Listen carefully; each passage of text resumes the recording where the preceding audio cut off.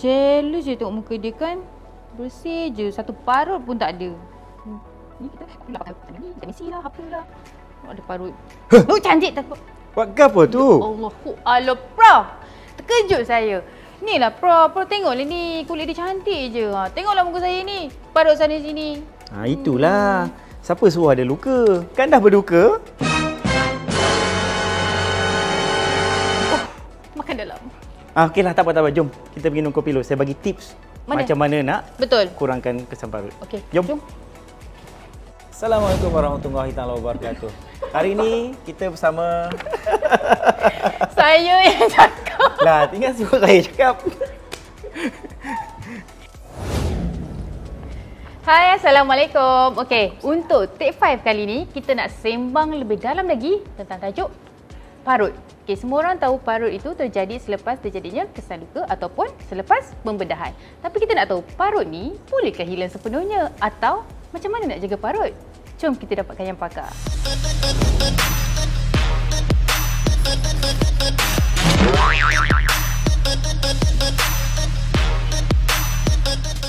Assalamualaikum, Prof. Waalaikumsalam warahmatullahi. Sihat Alhamdulillah. Alhamdulillah. So, macam mana hari ni? Okey?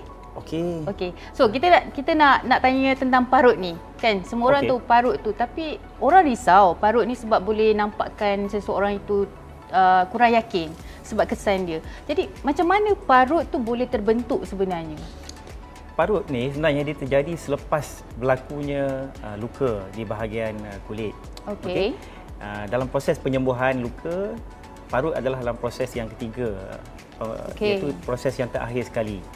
Ia adalah proses yang dinamik yang berlaku sehingga parut matang dalam jangka masa 6 bulan ke hingga setahun selepas luka sembuh. Ya? Okey. Jadi kalau kita tengokkan dia banyak jenis parut ni. So, apa jenis-jenis parut yang orang kat luar sana yang tak tahu? Jenis-jenis parut yang ada. Okey. Biasanya kalau parut ini kita boleh klasifikasikan dia dengan dia punya tekstur ya. Ada yang parut timbul, ada parut lepeh, ada parut renggang. Renggang? Macam kita.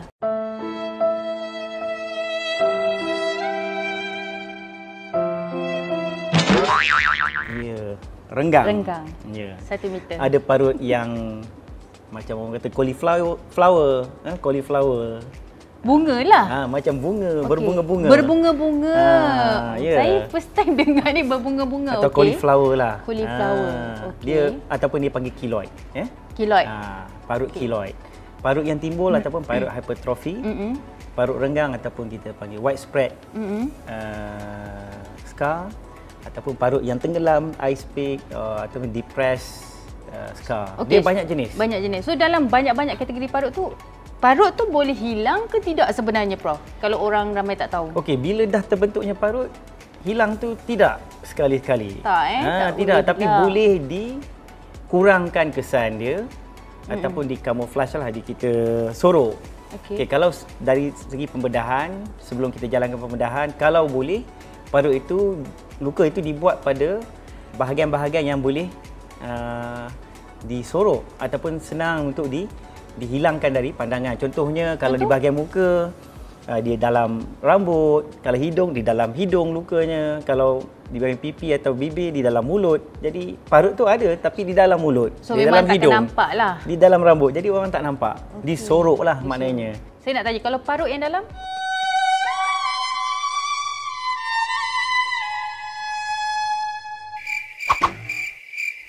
Parut yang dalam, yang tu kena... Yang itu kena tanya pada yang pakar. Okey. Buat pembedahan dengan plastik surgery, tak ada parut itu tidak benar. Tidak dibenarkan semata-mata ya. Atau kita boleh guna kaedah laser ke untuk hilangkan parut, macam mana? Lagi sekali, saya tegaskan, parut tak boleh hilang, tapi kita boleh kurangkan. Okey, ingat, kurangkan kesan parut. Yes, laser kita boleh gunakan untuk mengurangkan kesan parut, terutamanya parut-parut yang tidak normal lah, seperti parut yang timbul, hypertrophy, parut yang macam bunga-bunga, cauliflower, keloid. Keloid. Okey. Jadi ada tak macam langkah-langkah pencegahan ataupun macam mana kita nak jaga parut supaya parut tu tidak begitu ketara kesan dia nampak? Okey. Selepas luka sembuh, okey, para pesakit ataupun orang ramai boleh membuat rawatan parut untuk mengurangkan kesan parut, okey, ataupun scar management. Ataupun scar management lah. Antara yang mudah iaitu dengan melembabkan parut dengan menggunakan moisturizer ataupun silicone gel. Dia apa-apa moisturizer boleh? Apa-apa pun moisturizer pun boleh. Okay. Tapi ada yang lebih baik, contohnya silicone gel. Silicone gel dia boleh memerangkap kelembapan kulit. Jadi kulit kita ataupun parut tu sentiasa menjadi lebih lembap. Jadi dia kesan parutnya akan pudar ataupun matang dengan lebih cepat. Ada orang kata makan, contohlah kalau kita makan makan kicap jadi hitam. Betul. Adakah itu fakta? Macam tu kita tanya. Ada orang kata kan makan itu kicap hanya miss semata-mata. Okey. Saya suka makan kicap tapi tengok putih.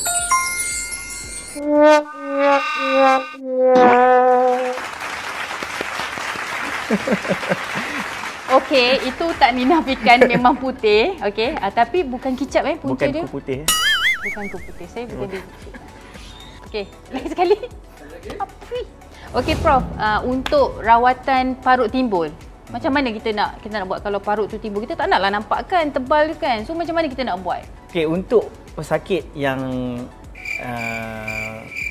apabila parut apabila parut untuk parut timbul ada dua jenis. Satu kita panggilkan parut hypertrophy ataupun satu lagi parut keloid. Ni yang saya cakap macam cauliflower berbunga-bunga tu parut keloid ya. Okey, kalau semasa dia tidak besar sangat, rawatan antara yang kita sarankan ialah rawatan pressure therapy ataupun tekanan dengan memakai pressure garment ataupun pakaian ketat, mengurut parut ataupun massage the scalp. Mengurut boleh mengurangkan ketebalan itu. Ya, tapi bukan pergi seminggu sekali pergi tukang urut, urut sendiri je. Urut sendiri. Urut sendiri kat rumah je lah. Buat dekat rumah je lah. Okay. Selama 15 minit ke setengah jam untuk sehari. Setiap hari. Ya. Agak-agak selama berapa hari tu? Sampai parut tu tenggelam ataupun rata balik. Okey. Ya. Okey, untuk parut keloid, antara rawatan yang berkesan selain daripada rawatan laser, rawatan silicone gel, moisturizer, steroid injection ataupun triamcinolone injection adalah amat berkesan, tapi dia memerlukan rawatan yang berulang sehingga parut itu rata semula. So yang steroid tu dia akan memberikan kesan sampingan atau macam mana? Okey, dos yang kita berikan adalah amat minima. Kesan sampingan akan ada tapi very minimal lah. So jadi Prof, terima kasihlah untuk segala informasi yang Prof sampaikan yang kita bersembang-sembang. Itu je lah. Kalau nak lagi kita boleh sambung keesokan harinya. Tapi esok hari lah. Kita jumpa lagi. InsyaAllah. So terima kasih Prof. Untuk Tip 5 Caring, Healing, Educating. Berjumpa lagi kita nanti. Bye. Rolling. Hello. Belum action lagi. Hai, Assalamualaikum. Okey, untuk Waalaikumsalam. Tip 5 kali ni saya kena jawab salam. Ya tahu. Astagfirullahalazim. Janganlah gelak. Saya terstop. Jawab dalam hati sekejap.